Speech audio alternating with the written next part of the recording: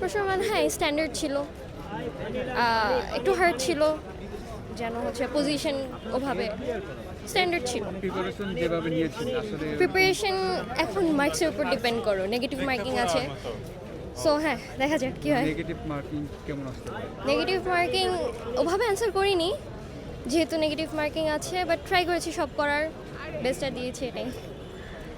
কি বলবো? কতটুকু আশাবাদী?